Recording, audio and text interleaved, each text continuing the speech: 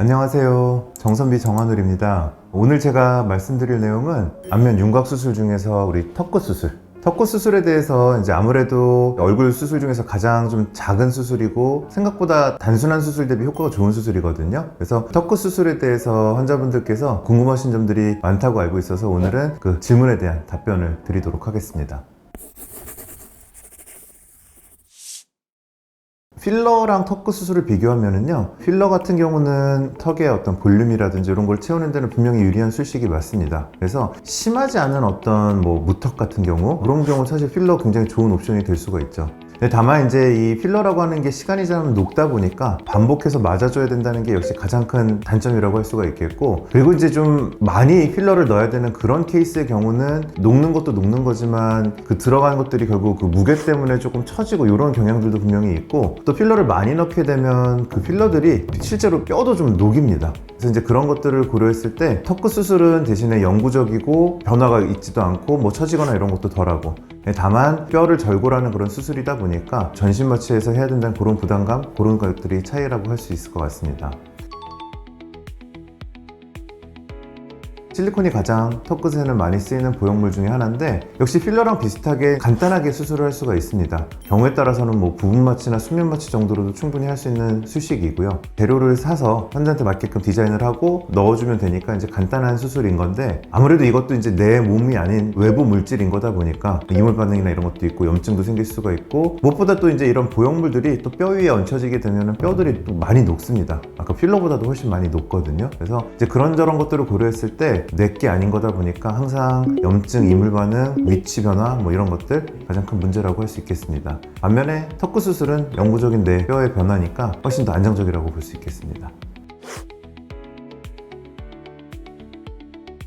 우리가 통상 한 10mm 이내 정도는 거의 무난하게 전진을 할 수가 있고요. 턱끝뼈의 두께나 이런 것들을 고려해서 하게 되거든요. 근데 이제 이걸 조금 더 폭을 넓히게 되면 길이가 늘어날 수 있겠죠. 12mm, 13mm 이런 것도 가능하고, 사실 이게 이제 선천적으로 어떤 증후군이나 이런 분들 같은 경우는요, 턱뼈의 두께를 넘어서서 아예 그 절골된 뼈를 이중으로 겹치는 그런 방법도 사실은 있습니다. 그래서 결론은 우리가 턱끝 전진량은 통상적으로 한 10mm 이내 정도가 가장 일반적인 상황이긴 한데, 방법이나 테크닉 에 따라서 한 12mm, 14mm, 15mm 이런 것도 가능은 하다. 다만 나오는 양 대비 얼굴이 얼마나 자연스럽게 떨어지는지 그 디자인들이 중요할 거라고 생각을 합니다. 역시 이제 자타공인 무턱이 가장 턱끝 수술로 효과가 좋다고 볼 수가 있겠습니다. 사실 무턱이라고 하는 거는요, 전후방적으로 우리가 턱끝이 좀 뒤로 들어가 있을 때 얘기인 건데, 이게 왜 효과가 좋냐면 턱끝을 이렇게 전진하게 되면 이런 목선이나 이런 피부들도 같이 덩달아 앞으로 전진이 되다 보니까 이 턱에서 목에 이르는 이 선도 둔했던 분들이 전진되면서 훨씬 더 매끈하게 라인도 예뻐질 수도 있고, 겉으로 드러난 효과는 그래서 이제 무턱의 턱끝 수술이 가장 효과가 좋다라고 얘기를 드릴 수 있을 것 같습니다. 가능합니다. 턱끝의 뼈의 재료만 충분하다면, 재료라는 게 결국 뼈겠죠. 그래서 뼈의 양만 충분하다면 재수술 얼마든지 가능할 수 있습니다. 다만 이제 이전의 수술에서 뼈를 너무 이제 없애는 방향의 그런 결과를 재수술하는 경우들은 좀 고려를 해야겠죠. 우리가 다시 한번 절골을 할 수 있는 정도의 뼈가 있는지, 그리고 신경 위치는 옆에 괜찮은지, 그리고 그렇게 절골해서 이동을 했을 때 어떤 이렇게 단차가 지고 2차각이 지고 이제 이런 것들이 얼마나 될지 이제 이런 것들을 잘 파악을 해야 될 것 같습니다. 턱끝 수술의 회복 기간은요, 제가 항상 비유드리는 거는 사랑니 발치랑 좀 비유를 많이 드립니다. 사랑니 발치의 여러 난이도들 중에 그냥 한 중간 정도 되는 사랑니를 여기서 뽑는다, 그렇게 보시면 될 것 같습니다. 환자분들 입장에서는 당일이나 다음날 정도 조금 불편감이나 통증 이런 정도인 거고, 통증은 사실 이제 그렇게 오래 지속되진 않고, 붓기도 이제 턱끝에 국한돼서 있는 거니까 1, 2주 이내에 큰 붓기들은 많이 빠지는 그런 상황이라고 보시면 될 것 같습니다.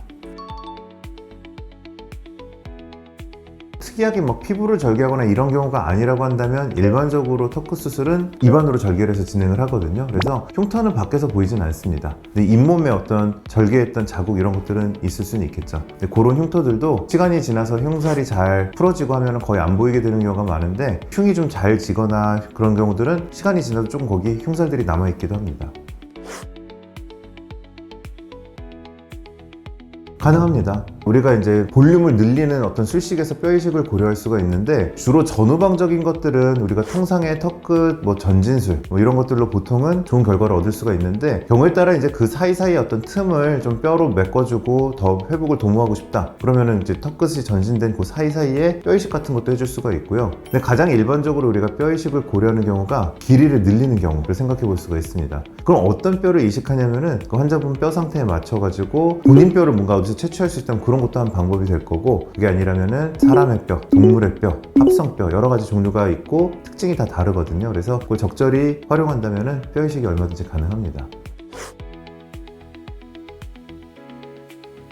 사실 턱끝 수술은 부작용이 그렇게 크거나 많지 않은 안전한 수술 중에 하나인데요. 그럼에도 이제 첫 번째를 꼽으라면 역시 신경손상을 말씀드릴 수 있을 것 같습니다. 뼈 안에 신경들이 지나가는데 이제 엑스레이나 CT에서 미리 예측할 수 있는 그런 큰 신경도 있지만 또 우리가 예측할 수 없는 부분도 분명히 존재를 한단 말이죠. 그래서 예를 들어서 이제 예외적으로 신경이 없어야 될 때 있는 그런 분이 있다든지, 혹은 뭐 수술하면서 기구 조작이나 이런 거를 좀 신경에 가깝게 할수록 당연히 결과들이 예쁠 수 있으니까 그렇게 하다가 조금 더 자극이 가서 손상이 되는 경우, 먼저 이런 경우가 있을 수는 있는데, 그런 경우라면 요 아랫입술이나 잇몸이나 이 턱끝의 피부 감각 이런 것들이 조금 둔한 경우가 있을 수가 있습니다.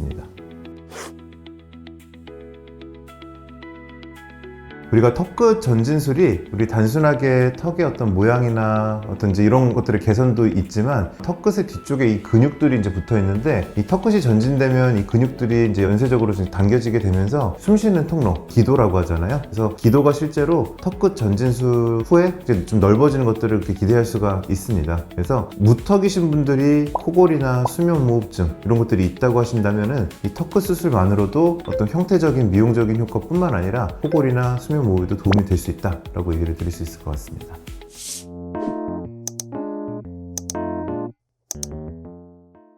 오늘은 턱끝 수술에 대해서 많이 질문해 주시는 것들을 추려서 오늘 간단하게 대답을 드려봤습니다. 오늘 말씀드린 내용 외에도 아마 다양한 궁금하신 점들이 있으실 거라고 보는데, 그런 부분들은 저 영상에 댓글로 달아주시면 제가 다시 한번 꼼꼼히 읽어보고 또 성의껏 답변을 드리도록 하겠습니다.